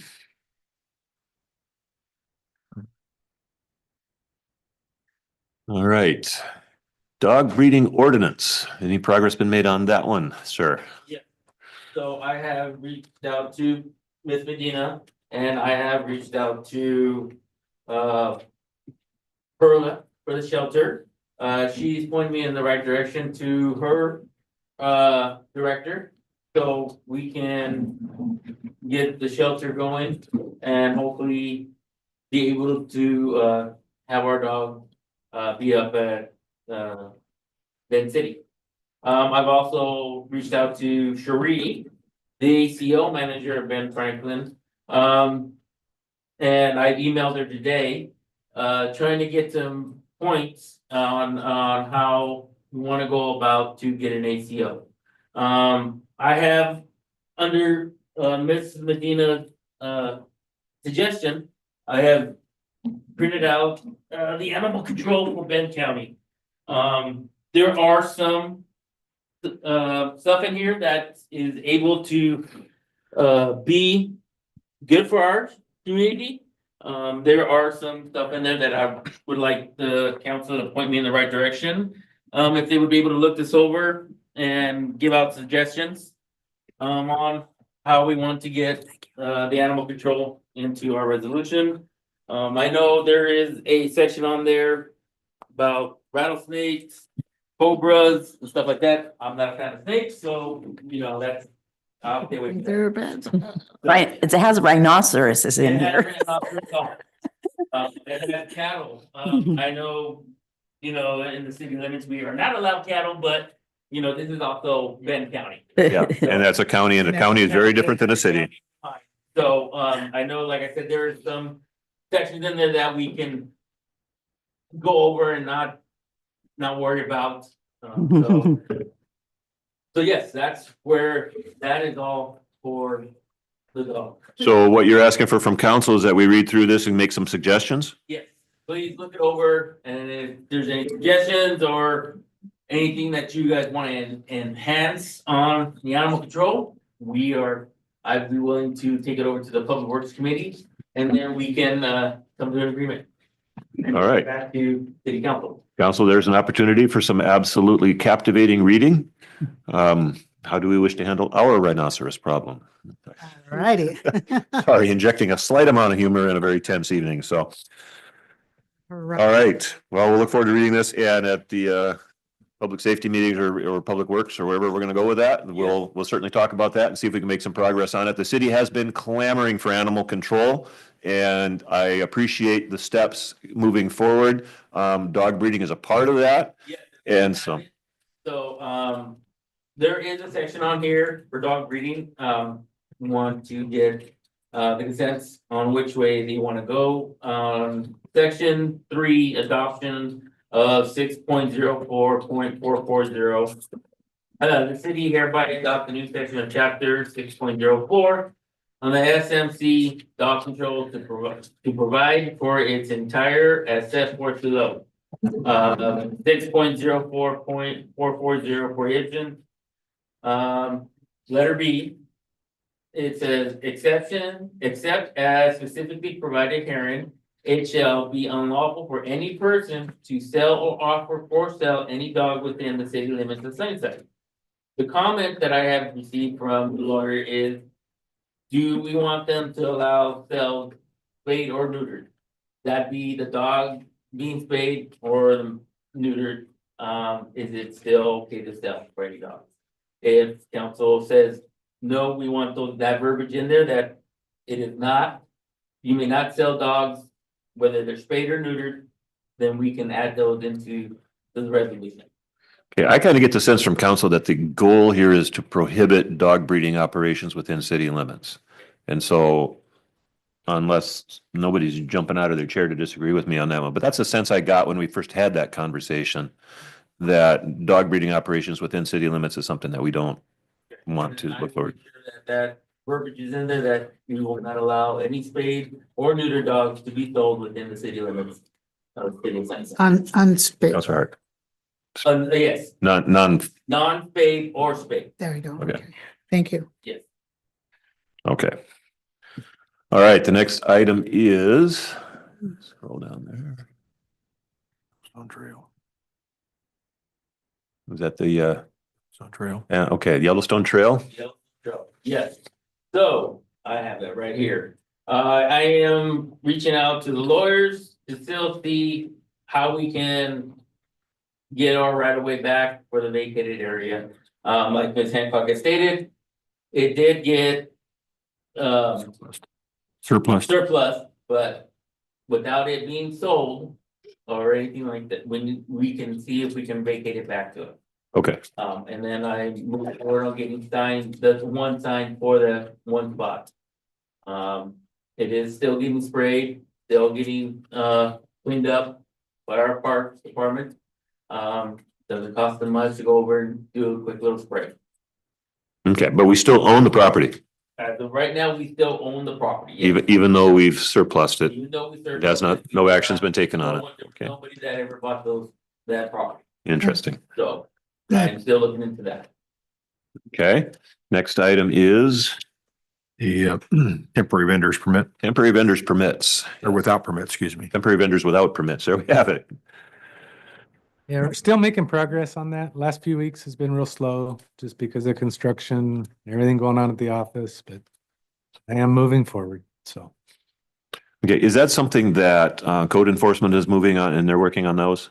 Yeah. Are they making sure those permits are there? I sent the updated on my status report here a couple weeks ago and been talking with code enforcement quite a bit and as well as working on getting with the health department so we can make sure we're all on the same page Okay, and enforcement wise that, you know, we're requiring stuff that they're not going to come back and say, well, you can't get this unless the city gives you this. So we're not causing more trouble for the citizens. So. okay. And I just wanted you to answer that so that the audience would know and anybody watching online would be able to hear that as well. They're not necessarily privy to the reports that you send out unless they do a records request, so. All right, the next item is Fire hydrant painting. fire hydrant painting. Yeah, so I did send a email to council, not quite sure, we went to certain sections of town and the fire hydrants are painted. So if I can get a better description on where, council saw the fire hydrants that weren't, painted, that's great. Yes, and then I was also referring to the lights on the sidewalk. Yeah. And then that's what. So that's where, that's you. Yeah, and Okay. has there been any progress on that? I have not, I've been so busy. Do you get the photos? I did get the photos. Okay. I have them on my desk. I do have the paint. I'm having my administrative assistant help me get some paintbrushes so I can get out there and start painting away. It's been very hot, Mhm. but I'm willing to jump out there here soon. Nice. So we can get those painted up, scraped and cleaned up. Perfect. So, Thank you. The fire hydrants are right where the pictures you have sent me, 'cause I know I saw one. hydrant. Yes, there's a few on there. Okay, I will take care of Perfect. those. Thank you. All right, and then our farm implement machinery displays.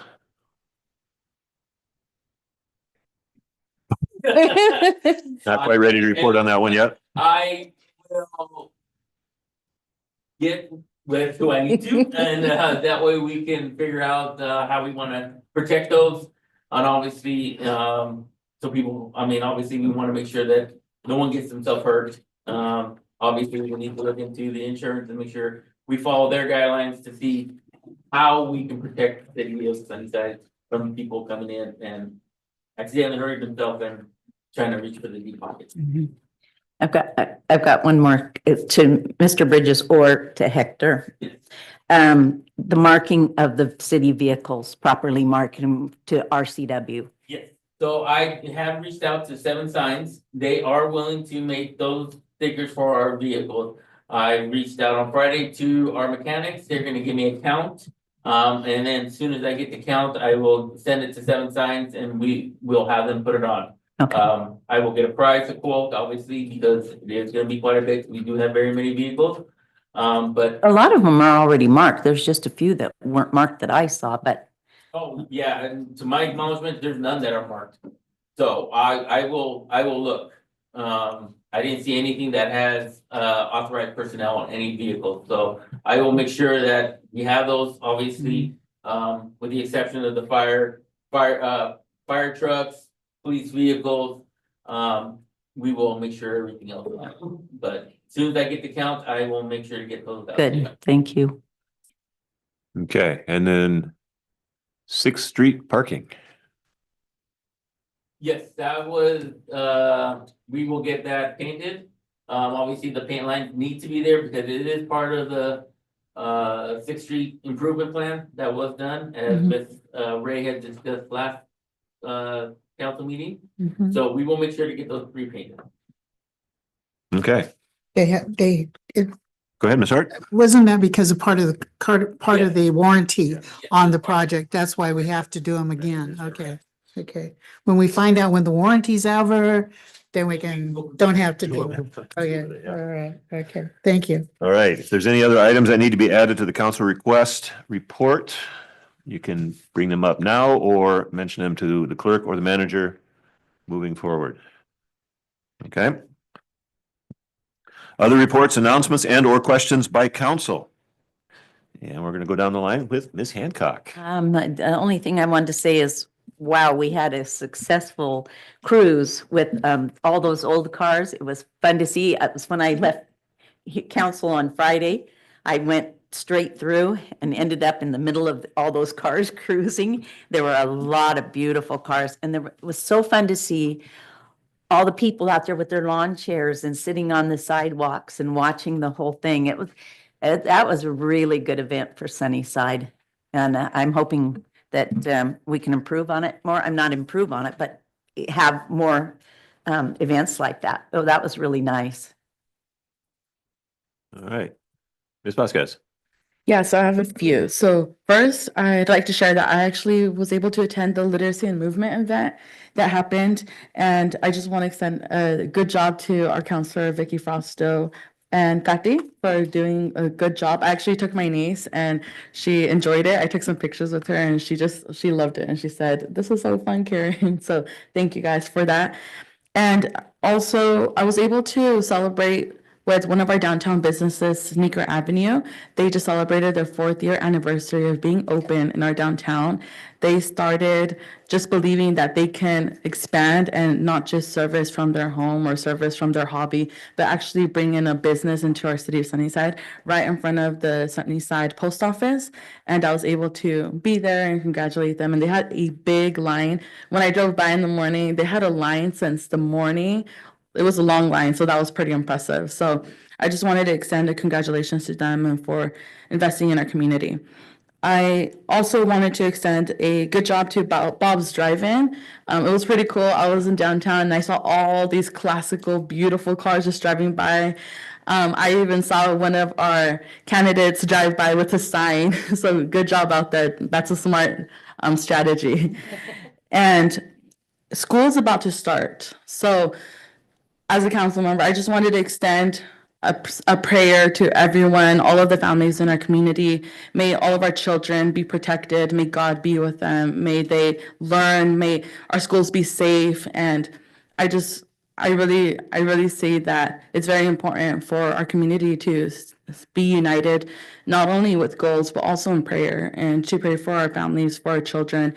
May they have an amazing school year. And I'm very excited. So there's that, and that's it for me. Thank you, Counselor. Counselor Ripley. Kudos to Bob's Drive-In. I had to go drive through town Friday night a couple times. And I went by Bob's a few times and it was awesome. It was like the old days, man. It was fun. That was all. Yeah, Counselor Frausto. I have nothing to report. Deputy Mayor. Yeah, so LTAC met last week and we're gonna be opening up the RFPs and the deadline for those are gonna be October 3rd at 4 p.m.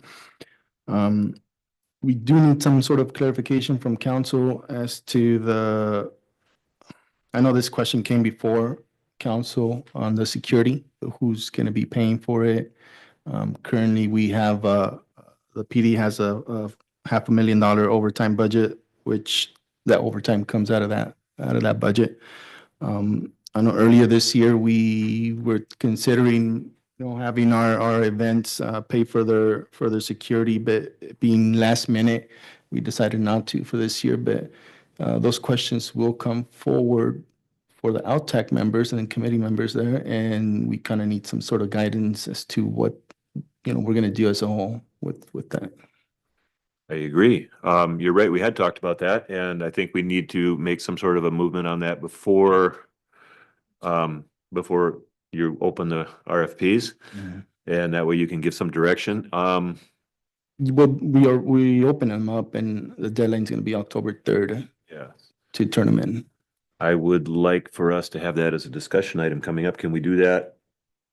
Let's do that on our next workshop meeting, and we can talk about that. That's important. I'd like to do that earlier than the beginning of October. So if we can do that and when we have our next meeting, which is next week, we can. And that's all I got. Okay. Counselor Hart. Yes, I want to congratulate the foresight of our current on non-disciplinary leave city manager for hiring Hector Mejia as deputy public works director, because you've been doing a heck of a job with very little backup. So I just want to congratulate you on that, and congratulate our councilman or city manager Mike Gonzalez for having the foresight to hire you. I want to say that. Second thing I want to say is I really appreciated the work with the firemen out there doing the fill the boot thing. I think that was also Friday, wasn't it? Or Thursday or Friday? So that's always a real popular thing. You're scrambling around in your cup holder to see if you have any change to put in the boot, but really appreciate the work that you do on that as well. And Mr. Taylor, I really like how you lay out your reports on how many different building permits are coming out, how many of the new construction is coming out. I like how you lay that out. It's really easy to read. It's understandable. If I get confused, I know I can call you or any of the rest of you if I need to call for extra information on that. And I wanted to also say to our IT guy, I finally finished my Know Before. Got 2 certificates out of it. I'll show them. I wanted to frame them, but I didn't have time to print them out. They are done. And Kelly, I just want to say, Ms. Koski, you're doing a heck of a job. It's really hard to come in after you, 2 or 3 people ahead of you trying to do all this reconciliation of checks and finding out which account where the money is supposed to go, which one's being, where it's supposed to end up, because a lot of that wasn't happening. I want to say that to the people who are on your staff, kudos, they're doing a heck of a job. I think if I remember correctly, the last time you said that the gentleman who's working on that is into July of 24, or what month is he into? Could I ask that? So currently he is working on the month of July. He is on the month of July. So it's a huge project. Anybody who's ever had to go back and do that kind of reconciliation for any kind of a business. I was involved in one of those, and it's not a fun thing, and it's very frustrating, pull your hair out kind of situation. But kudos to your team for working that out. And so I just want to say good job on that. So Thank you very much. All right, thank you. And I do want to add to the kudos and everything that's been said about the events that happened this past week, the car show and the cruising. I was able to participate in that when I was in high school, and that was always a lot of fun for me to participate in it now. I'd be out there in an absolute bone stock excursion, which kind of defeats the whole purpose of this whole thing, because it would be the most boring car out there. But it was cool. I saw some of the cars around town. It was awesome. I love seeing those old cars. My dad was always a real gearhead, and so seeing those cars kind of brings back the times that I had with him. The literacy and movement activity, I am a big supporter of those types of activities, making sure our kids have supplies and what they need for school. And the opportunity for people to come together. And I saw that, city leaders, first responders, police, fire, they were involved in all those activities as well. So that was well done. So I'm pleased with that. In regards to what was brought up during the public comment concerning the housing authority, council, you all received a couple of emails, I think, that would pertain to that. They had some of the same information in this and a few other things. And some of these allegations name me personally, and I won't hit those first, but when the questions first started coming up about Sunnyside, the city of Sunnyside and the Sunnyside Housing Authority, I did a little bit of research and I understood things a little bit differently than what they seem to be understood in these documents. And that was that according to the RCW, as I understood it, the state appoints the mayor, although we later found out that other cities sometimes appoint other bodies to do it, and perhaps even the entire city council. But according to the RCW, it sounded to me like the state appoints the mayor to appoint board members to the housing authority.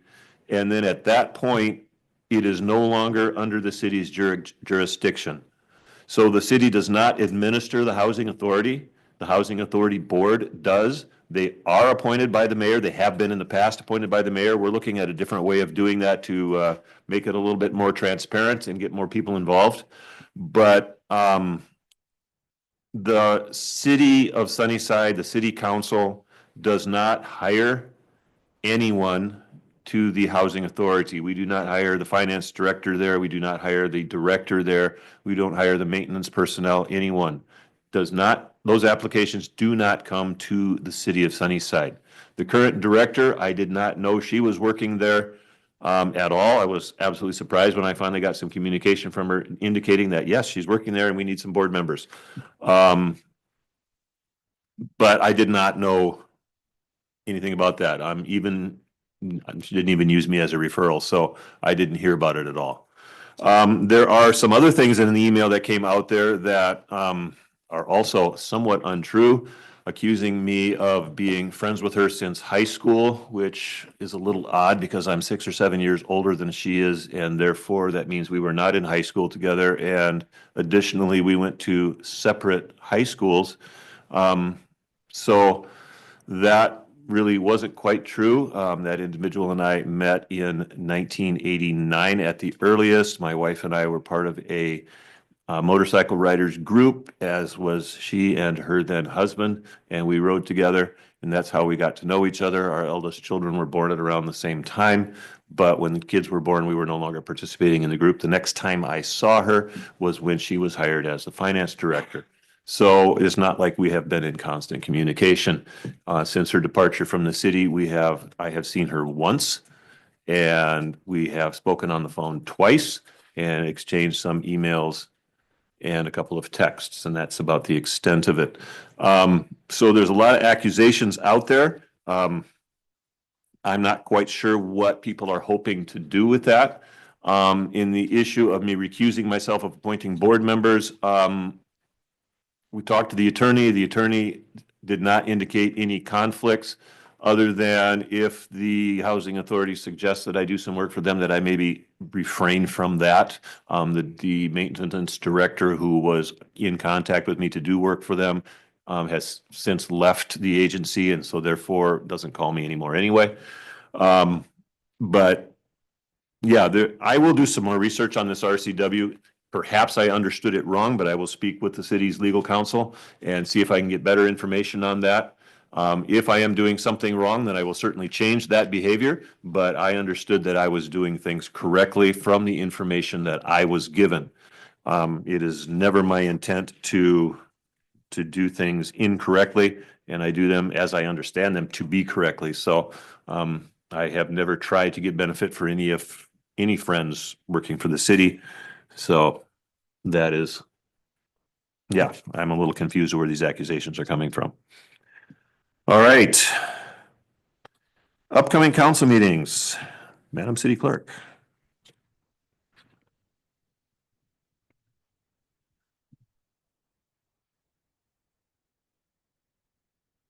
Our next meeting is September 1st, and it is a study session. Oh, sorry, yes, the second Tuesday. And it is to discuss the City Council Code of Conduct and signature event security costs and the purchasing and procurement policy. After that, it's September 8th, regular meeting. It is National IT Professionals Day. I can't remember the exact date, but we're going to celebrate IT, a Sunshine Days proclamation, and adding the authorized user to US Bank. All right, thank you. Council members, if there's anything that needs to be added to the agenda, please, at least one full week before, the Monday before the meeting, please contact either the clerk or the manager, and we can get those items added to our agenda. September 8th needs to have some kind of resolution because we just extended that to September 9th. So, Yes. yeah. We will have to add that to that. Thank you for picking up on that, Councilor Hancock.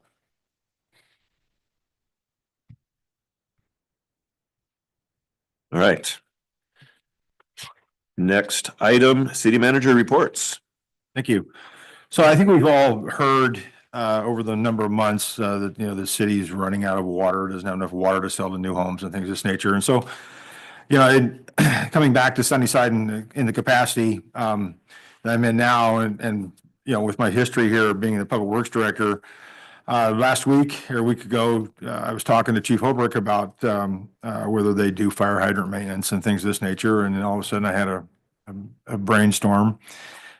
We have two wells over here on 7 at Denny Blaine Park. We have well 11 and well 10. Well 10 was built in 1998. It's a deep well, it's 1,700 feet deep. It has hydrogen sulfide and methane gas in it. Because of that, the over $2 million that was invested in that well has never produced water for the city. I think less than 80,000 gallons of water for the city.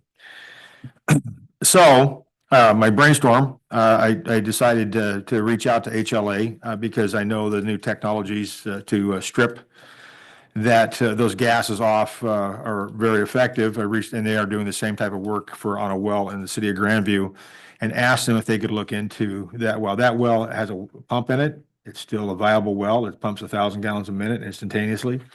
And that would put us a long ways towards getting those permits lifted to where we have water to sell. As you know, we have a lot of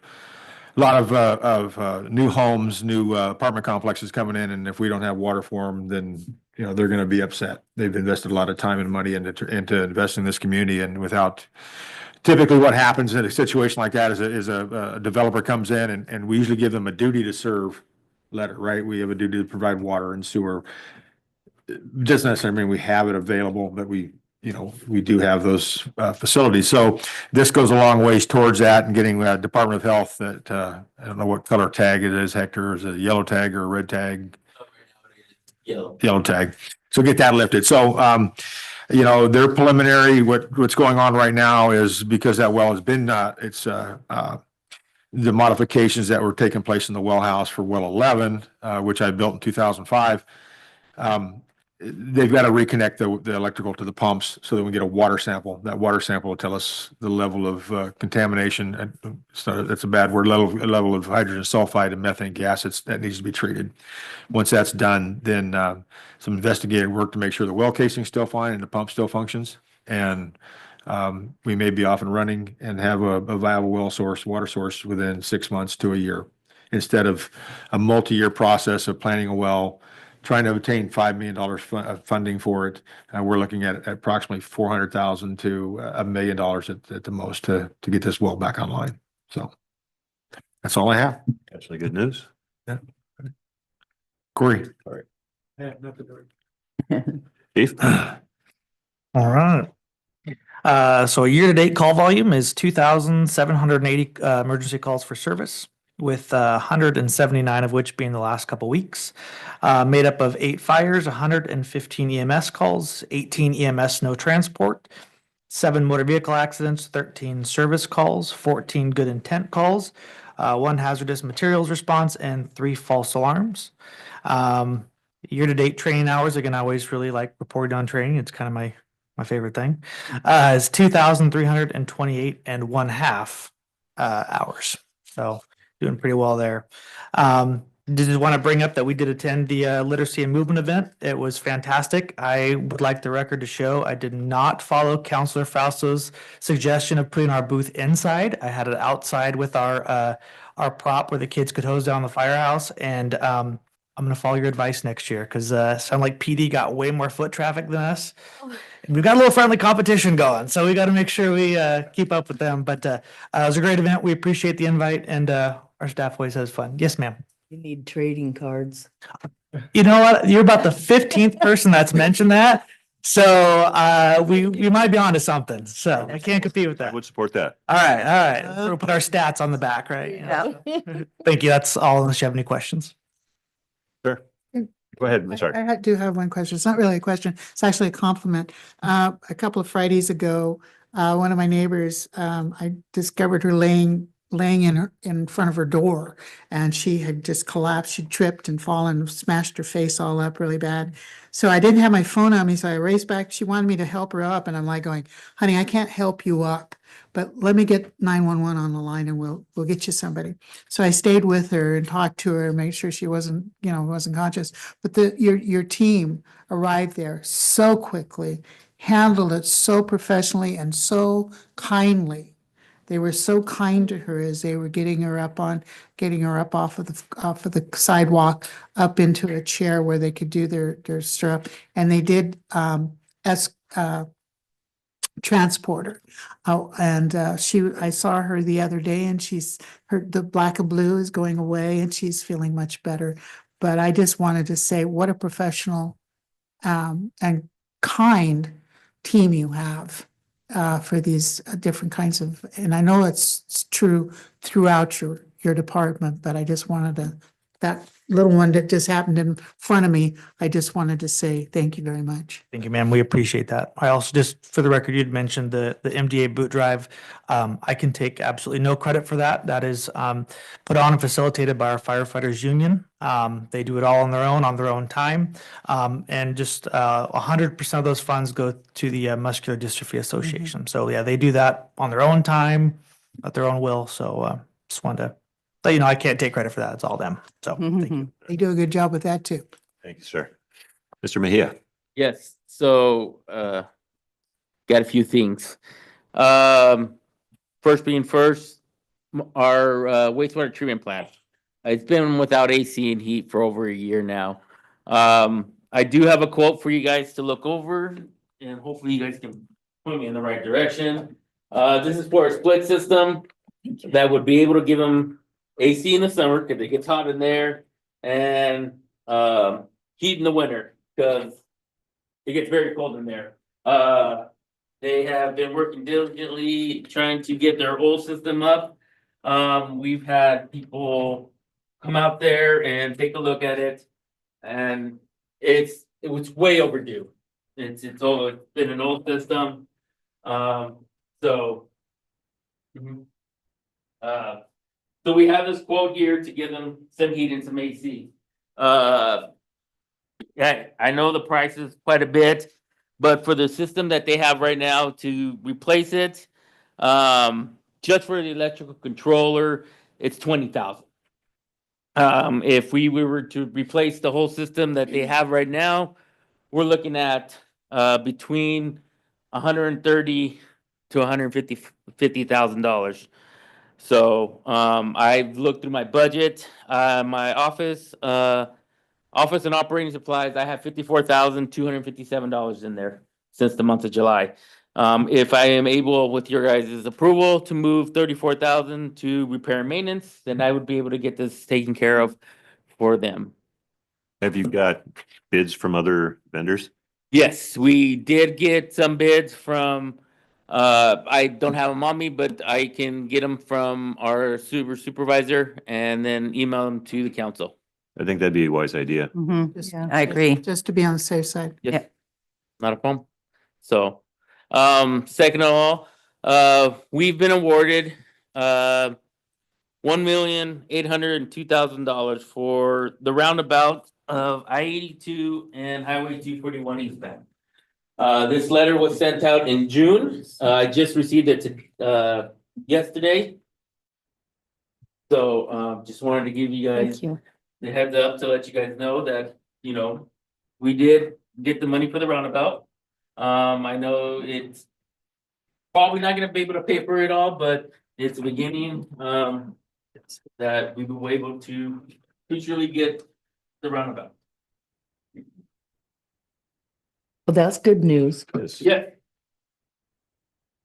So, Do we know what the total cost of the project is? not off the top of my head, I can, get a total from HLA, because I know they were working on it, and, send it out to council. Yeah, do that. Yeah. This is awesome. Good job. It's kind of exciting. Thank you, sir. We like it when we get money. Rings attached, however. Well, you know. Right. Other than that, our street department, parks department, have been working very hard. Obviously with the parks, we've helped out Ms. Fausto, with the literacy. Ms. Gonzalez, was working very diligently to help her to get all this, stuff on Thursday. So kudos to her. She did a very well job, with the direction that Mr. Bridges and Ms. Fausto gave her. Our water department has been working very hard, changing out meters, trying to get everything situated. Making sure we get our lead and copper, like I stated on my report, needs to be tested every 3 years. And our sewer department has been working very hard to get their boiler back on the play. Obviously it's contracted out, but they've been keeping an eye on it, making sure our sewers and all our sewer lift stations have been working. Streets, sweeping has been going. So, and our fog, been busy with the fog, fats, oils, and it's always gonna be there. So we try to make sure it doesn't go down our sewer. So all departments have been working very hard, and they've been doing an excellent job. So. Keep it up. Good job. Thank you, sir. Ms. Koski. Nothing additional to report, sir. All right, Mr. Silva.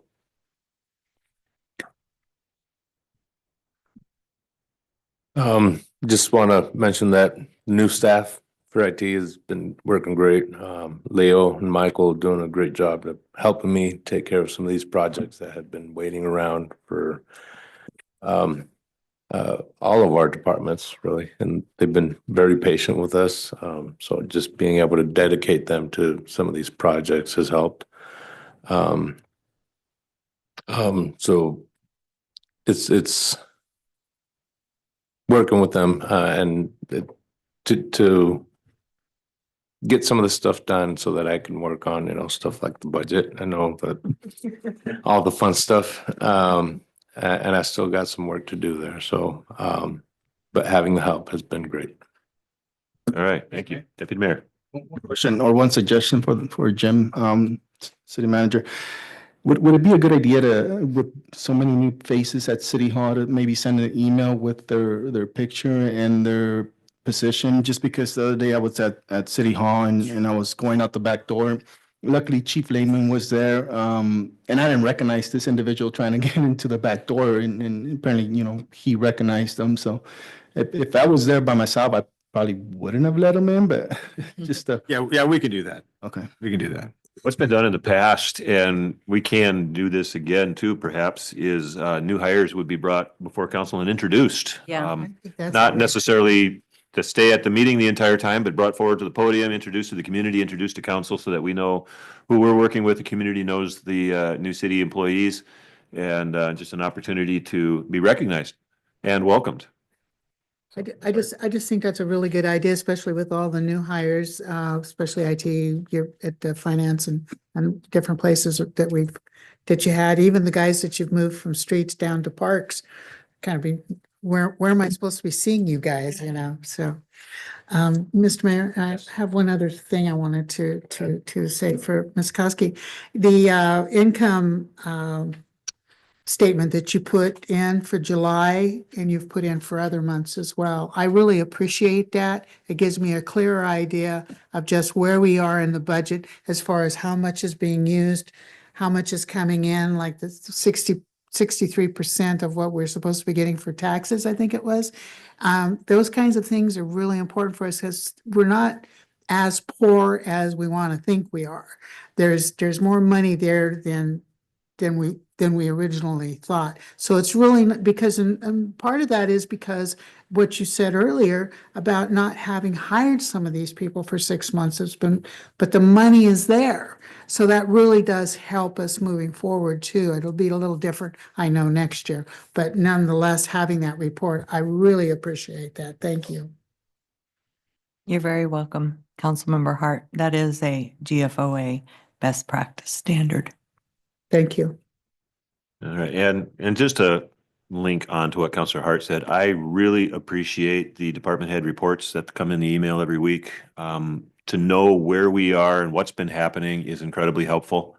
So often people say things like, I never see police cars running around our community. Oh, what do they do? I said, well, I can pull up the list. I said, what's Public Works doing? Good grief, these lines have never been, look, here's what they're doing. And so I'm able to inform the public, and I think it's very helpful for us to know. It's really easy if we don't see it. You don't always work in town. I don't always spend a ton of time in town, depending on how my schedule works. And so to be able to see what is being done and then drive by, oh yeah, Chief mentioned this. And so I appreciate those reports. They're good reports, they're detailed, and they're extremely helpful. And as well with the income statement, I appreciate having that on there because I do know where we are then in our budget and able to reflect on that. So it does make a difference. So I appreciate that. Thank you, everybody, for your reports. Our next item is the executive session that we just approved and added to the agenda. We're asking for 15 minutes. It pertains to RCW 42.30.1101G to evaluate the qualifications of an applicant for public employee and public employment, or to review the performance of a public employee. However, subject to RCW 42.30.1404, discussion by a governing body of salaries, wages, and other conditions of employment to be generally applied within the agency shall occur in a meeting open to the public. And when a governing body elects to take final action, hiring, setting the salary of an individual employee or class of employees, or discharging or disciplining an employee, that action shall be taken in a meeting open to the public. There is no action expected. So thank you for being here this evening, everybody, and we'll ask you to step outside. Take your stuff. Take your stuff with you, please. You can go.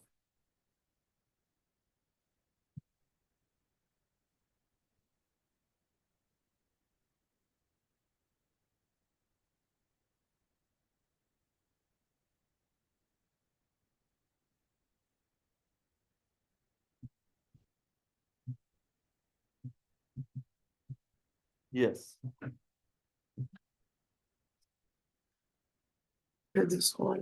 Your live stream is on. Unlocking the meeting.